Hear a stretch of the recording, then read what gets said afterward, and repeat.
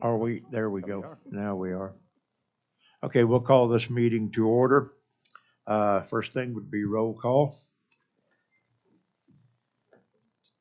Karen Thompson. Brandon Holmes. Mark Michaud. David Hooten. Brandy Mertensen for Commissioner Brian Mon. Butch Freeman. Donna Jackson. Okay, we have a quorum, so at this time, the notice of the meeting was properly posted on Friday, October 22nd. So we'd like to do the Pledge of Allegiance. Why don't you lead us in Pledge of Allegiance, Brandy, if you would? Why, thank you. I pledge allegiance to the flag of the United States of America and to the republic for which it stands, one nation, under God, indivisible, with liberty and justice for all. Thank you. Thank you. I like someone who has absolutely no problems leading the pledge and leading it with force. Absolutely. Patriot, yes. I'd say that word, but I can't pronounce no. Okay, approval of minutes. Discussion, possible action regarding the minutes. I believe you should have a copy of them in your packet. Motion to approve the minutes. Second. Oh, Okay, we got a motion and a second to approve. Hearing no corrections or anything else. Have Brandon in second. All in favor? Aye. Aye. Aye. Motion carries. Consent agenda. Consent agenda are items 2 through 6. Do I hear a motion on the consent? Motion to approve. second. Okay. Well, never mind. I'll quit seconding. No. Okay. We'll never get a second. Give Brandon the second. All right, we have a motion and a second to approve the consent agenda as presented. All in favor? Aye. Any opposed? Passes. Now we'll move into the departmental items. Number 7 is the discussion possible action regarding the monthly updated Okie forfeiture account. Danny? Yeah. Just hold the button down. There we go. All right, we ended the month of September with a balance of $1,261,462 in forfeitures. Just taking the average, projecting out the rest of the year, we should end the year with about 2.1 million in total. The forfeitures for the month of September were 117,000, and just taking the average to date, we should average about 120,000 a month going forward. This does not take into account the 800,000 that we could possibly move out of this fund and redirect for the defined benefit plan. And we normally do that toward the end of March and toward the end of June. That's correct. The 1,261,000, I mean, that's actual dollars. That's Yes, sir. okay. Yes. And of course, the next 3 then are projected. You know, I think we talked about this last month. We're continuing to get quite a little bit of forfeitures, quite amount of forfeitures. Okay, anything else on this sheet that you need to call our attention to? No, sir. All right, do I hear a motion? Motion to receive the report. As presented? As presented. Have a motion and a Second. Okay, we have a motion and a second. All in favor? Aye. Any opposed? Hearing none.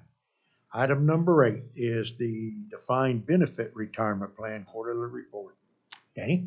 Yeah, this is just the quarterly report. I don't have anything to add unless you had any questions about it. Motion to receive the report. Second. Got a motion and a second to receive as presented. All in favor? Aye. Any opposed? Hearing none, motion passes. Okay, we are now on the Oklahoma County Pension Valuation Summary Presentation. That is a mouthful. That is. Good afternoon. We have Mr. Dan Homan with Sageview Actuarial. He's going to present just a summary of our annual defined benefit pension evaluation. And that's for number 9. Number 10 is to actually receive his report.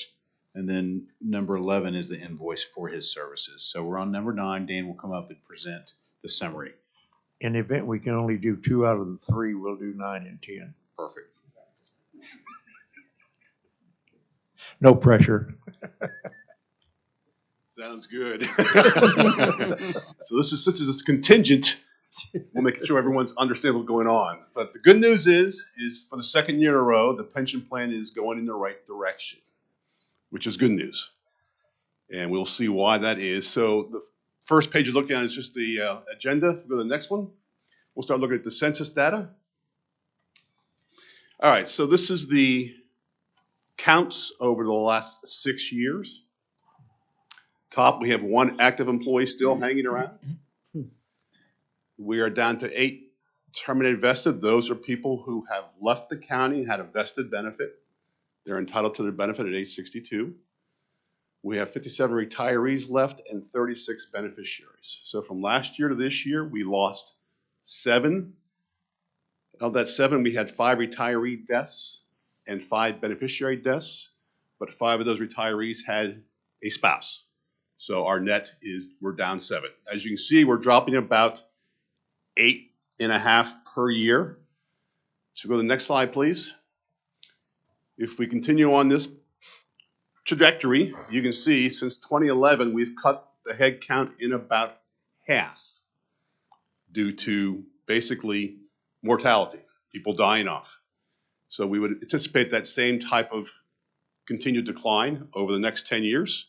So in 10 years, we may be around 50 folks. So you can see what's happening there. The next one is just the averages for the different groups. Since we only have 1 active employee, the average age in service go up 1 year. No big deal there.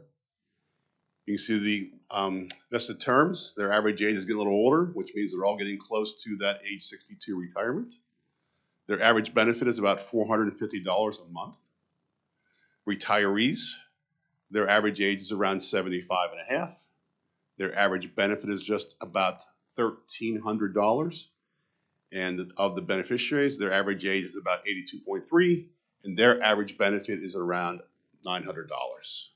And you can see the retirees went down slightly. Last year it was $1,309 and dropped to $1,286 this year. Next slide.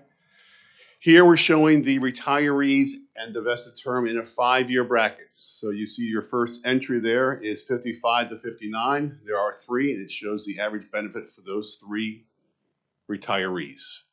And you can see going down in 5-year increments. And you can see we still have 2 people over age 90 receiving benefits from the plan. Next slide. Now we get into the assets. Last year I was here, we talked about increasing the expected rate of return on the investments for this plan. We were at 5% back in 2017. We dropped that to 2.25%. And this year, because of the strong returns we'll see in a little bit, we are using 2.75 for the July 1, 2021 valuation. Next slide, please. Here is our market value. As I said, this has been 2 years in a row, we've gone the right direction. So you can see our parabolic type of graph there. We were declining, and then finally in 2020 and 2011, we're going back up. So that's a good sign. And that's because our next slide. 2 things. You can see here the blue line is the annual return on the fund. The red line is the 5-year average, around 2.72%. And the green line is a 10-year average. And you see that 10-year average brings in those low returns there. They just dropped off this year. Next slide, please. This slide, we're showing you the contribution, which is the dark green. The light green is investment returns. And the blue is the benefit payments. So you can see prior to last year and this year, the blue line exceeded the sum of the green, dark green and light green lines. Last year and this year, the contributions and the investment returns have exceeded the outgoes. So this year and last year, the first 2 years in a long time, we've had a positive cash flow. And that's what's driving this funding. Next slide, please. And this is just showing graphically. You can see the red line is showing you the net inflows or outflows. So if it's below that 100% line, that means you paid out more than you brought in. And above the 100% line means you brought in more than you paid out. And that just shows the last 2 years. Next slide, please. Now we're going to measure the liabilities. As I said, we've increased the discount rate from 2.25 to 2.75. Once again, what we're valuing here is we're taking these expected cash flows and we're discounting it back to today's dollars. So we're not impacting any cash flows with this discount rate. All we're impacting is the discounting back to today's dollars for the liabilities. Next slide, please. So, based on the cash flow, the blue line is each year's anticipated payments going out of the fund. The red line is the accumulation of those payments. So you can see right now we have, as of July 1, 2021, about $6 million. We expect to pay out a little over $20 million if everyone dies as expected, which means we'll have to fund this thing another $14, $15 million over the next 20, 25 years in order to be fully funded for all payments. Next slide, please. This is showing you the assets versus liabilities. Our assets, once again, are declining because it's a declining population, and the asset values are creeping up. Next slide, please. All right, so the bars you measure on the left-hand side, they're dollar amounts. The red line you measure on the right-hand side of the graph. So the red line is the funded level, and you can see we're finally going in the right direction. 42% may not sound great, but it's better than where we were.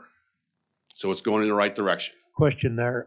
If I recall, historically, don't the experts say that in a government program, if you're in the 40% range, you've got a good, strong program?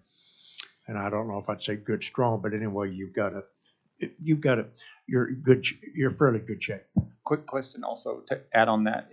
In the state, the 7 pension plans, the smallest one that is funded at 72%, one's funded at 127%, and they're in between. None of them are funded below 70%. Yeah, generally speaking, on a governmental plan, we like to see the funding level around 80%. Really? Yeah, and the reason is because when you start getting below 80%, strange things, if assets, for example, if you were invested in equities, which you're not, but having something around 65%, you can lose 10% in a year based on your exposure to the markets. And so generally speaking, we like to see governmental plans around 80% funded. Really? Yeah. Now, you guys being at 42%, we're not talking, you're not underfunded by hundreds of millions of dollars like the state plan would be. Right. So even at 80%, they still got a big shortfall. But here, it's still, in terms of funding levels, yeah, we'd like to see that probably doubled, which is where you were back there earlier. Okay? So yeah, we'd like to see around 80%. When was it 80%? I don't see that. It's closer at the far. Right, so it was at 65% was the highest I see. Right. Okay. So that's the closest we've been Just want to be clear. for a long time. Any other questions on that? If not, next slide, please. Now we're taking the liabilities and assets, putting them together for your results. With this plan, we have two results. We have an accounting result, which is under the GASB 68 statement, which is what you need to follow for your financials. And then we have a funding calculation, which is separate and distinct. So here we're talking about the accounting figures you put in your financial statement for this plan. So you can see your liability is about $15.6 million, assets of a little over $6 million. So your unfunded is 9.5. If you recall that slide I showed you, the accumulation of the cash flows, you're about $16 million short. So that $9.5 million unfunded is only based on a present value today. That's all those other cash flows brought back. But you're going to look at $15 million over the next 25 years into this plan to be fully funded. So your pension expense, what you have to put on your books for this plan for fiscal year 2021, you can see it's actually a negative. It's an income item. What that means is your plan generated income for the county. It happened back in 2016 also. It's just the way we do the calculations according to the accounting standards. It's nothing to be alarmed about. But if anybody looks at your financials, they'll say, oh, your plan generated income this year for the county. It makes no sense. I understand.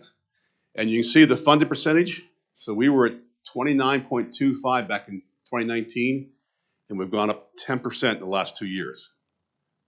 And that's because of the extra contributions over what you're paying out in this plan. So that's a key. If you've got that extra money, those forfeitures, the DB plan can use it. Next slide, please. Can I ask you a quick question? Yes. Tell me the difference between the Gatsby 45 and 68. GASB 45. 23. GASB 45 was based on, first of all, a different funding method. But the bottom line is GASB 68 is trying to, it locks you into a yield curve type discount rate. Or if you have assets, you measure the difference between the expected return and the Treasury 20-year municipal bond rate. So it's forcing you to use a rate that's what they would call market related. Under GASB 45, we didn't have to do that. Other than that, it's pretty much similar. There are some inflows and outflows, which is different accounting rules for how you amortize things. So there's different amortization schedules for gains and losses, asset returns greater than or less than expected. So in the old GASB 45, you were probably at 15-year amortization. Under GASB 68, you're probably around 5 years. So you're funding, under the new accounting rules, you're being forced to amortize unfunded liabilities quicker. Thank you. Okay? And here is showing graphically, so you can see before the green going back was under GASB 45, and because that was we allowed to amortize that stuff over a shorter period, you can see it was very consistent 1 year to the next. When 68 came about, this entire fluctuation is happening because we're amortizing gains and losses much quicker for this plan. As a matter of fact, because it's actually 1 year for this plan. Any gains and losses amortized immediately because you have all the inactives in the plan. So you went from a 15-year amortization to a 1 year amortization. So basically, you don't amortize anything, you recognize all your gains and losses immediately. And that's what's causing all of those fluctuations. Any questions with that? If not, we'll go to the funding side. This is the old GASB 45 type calculation, the old accounting standard. And really, your liabilities are the same, your assets are the same, the unfunded the same. All we're doing is we're taking and amortizing over 15 years. So under this method, which I don't like the way it operates, you're talking about an $800,000 recommended contribution, but you've been about 1.2, 1.4 million, I think, over the last 2 years, which is I would highly recommend you maintain that same level if possible. The 1.2. Yes, or the 1 point. Keep it up if you can. That'd be great. Okay. Weren't we doing it 400,000 at a time? Well, we did a 400,000, but then we also got some from county general. And Right. so this last year we did 1.6. Yeah. Yeah. Okay.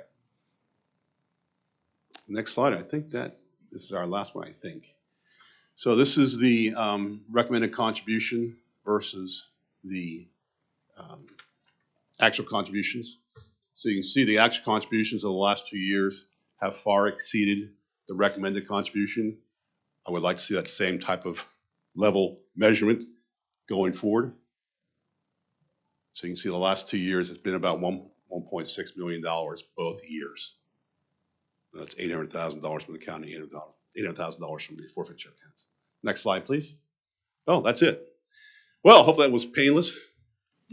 Any questions on the report? You know, the good news and the bad news is to me that the plan is going down in terms of number of people, keeping in mind we can add 0 people to this plan. This plan, the only one, well, there'll be no one else added to it. We got some sitting out there waiting to hit the age to draw, and we got 1 current employee. But then, I mean, that's it. I'm very pleased. Personally, I'm very pleased with the way that this plan has been handled.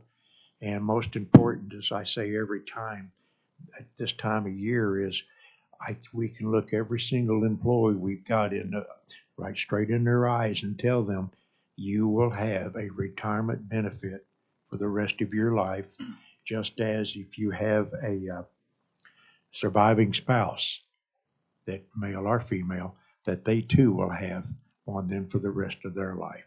This county has stuck to that.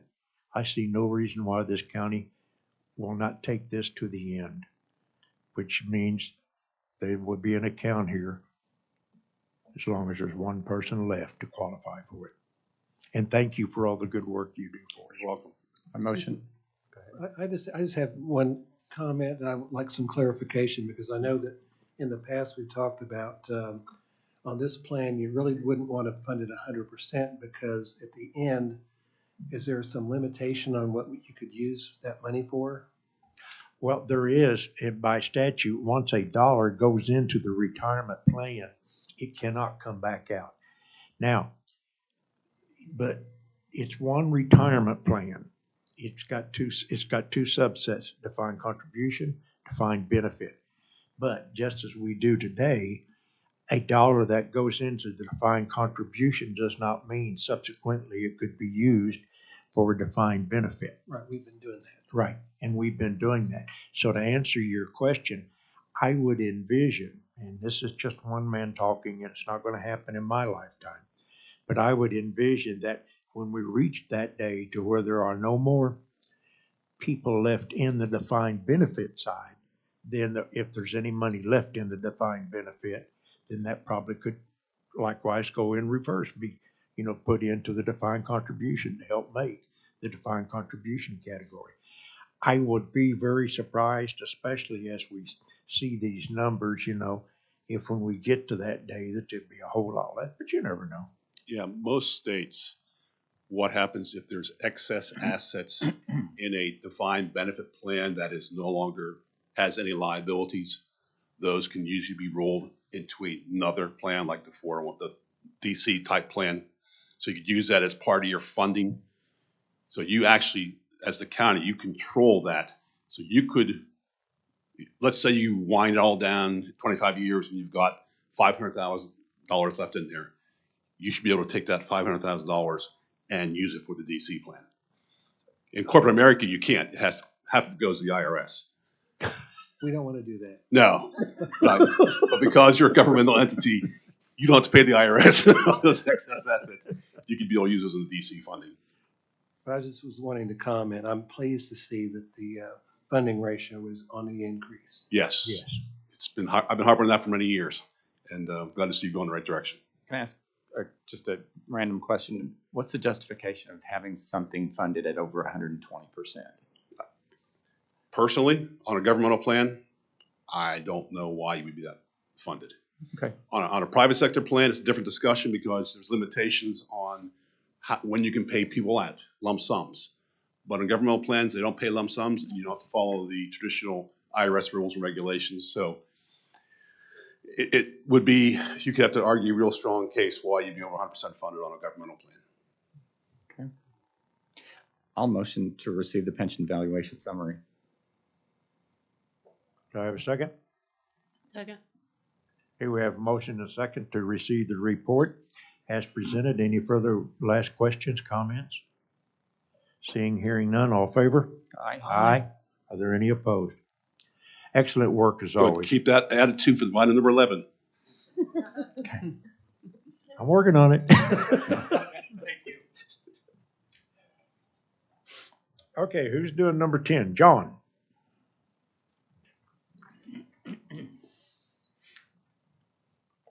Dan just did a summary of his report. Number 10, the actual report is placed on the agenda for you to receive. I motion to receive the report. Second. Okay, we have a motion and a second. Further comments, questions? Hearing none, all in favor? Aye. Any opposed? Motion passes. Thank you. All right, item number 11 is discussion of possible action to pay Dan Sup the $11,170 for the report. I'd like to have the pleasure of moving that item. Second, please.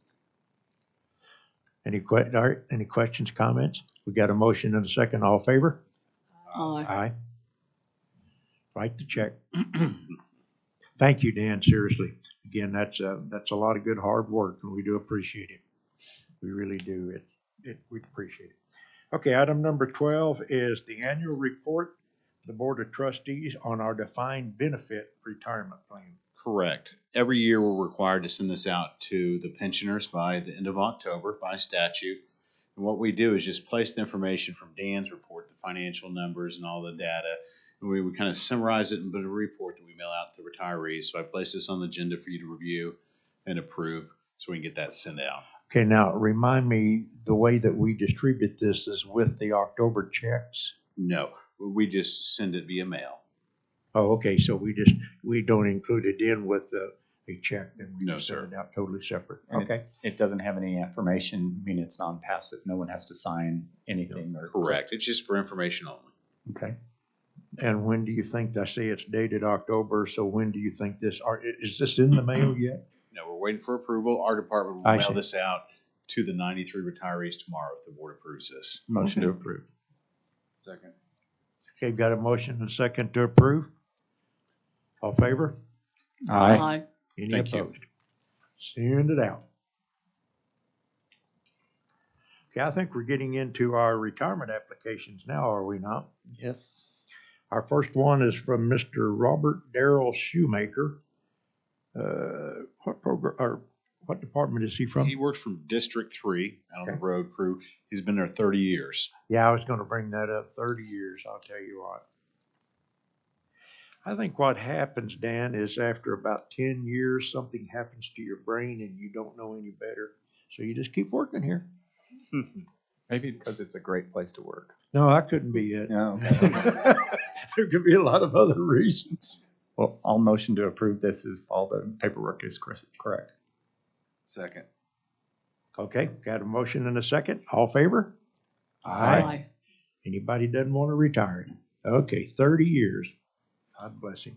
Item number 14, retirement application for Becky Ellison. She's County been Clerk. with us 20 years in our AP department, and they have seen traumatic and dramatic changes in the technology, and they've done a tremendous job, and we appreciate Becky, and I'm going to miss her. And so I'll motion to approve her retirement. Second. Second. Okay, we've got a motion and a second to approve the retirement of Becky Ellis. All in favor? Aye. I don't want to see her There's go. people who want to vote no just to try to keep Keep her here, yeah. Okay. Item passes. Item number 15 is retirement, defined contribution retirements for Susan Gunn. Correct. She's with the sheriff's office, has been employed for 24 years, a little over 24 years, and qualifies. Yeah, she's currently in our process of travel team, so she does some of the civil process orders, so she'll definitely be missed. She's been there a long time, she's got a lot of knowledge. She's trained quite a few people that's work in our department, so I will move that. Second. Okay, we got a motion and a second. All in favor? Congratulations to Ms. Gunn. And condolences to the sheriff's office. Again, though, they have worked hard for us over the years and they've deserved this. Okay, at this time, we're into citizens' participation. Are there any citizens who would like to address this board? Hearing none, board comments. We're going to start with Miss Karen. The only thing I have is, well, never mind. It's a question, and I can't ask it, so never mind. Nothing. Okay. Just like to thank all the people that work here, and when they're retiring, it's just wonderful to see, and that they get to move on and enjoy that and reap what they sowed. So thank you all for all of your hard work. No, thank you. I too would echo that again. You know, an organization's known by its people. It's not known by what it does, etc. It's known by its people. Because if you've got good people, the rest of it takes care of itself. And we've got good people. And just thank you, Lord, for all that. Donna. Well, the people in the county, they make my job as lawyer a lot easier. I learned that a lot when I first started practicing. Got to be nice to the court clerk because they will help you all the way. So in the county clerk. So thank you. What about the treasurer? The treasurer is wonderful. Oh, okay. All right, do we have anything else? Ma'am, motion to adjourn? Okay. Second? Second. We got a motion and a second. All in favor? Aye. We are adjourned. Dan, thank you again.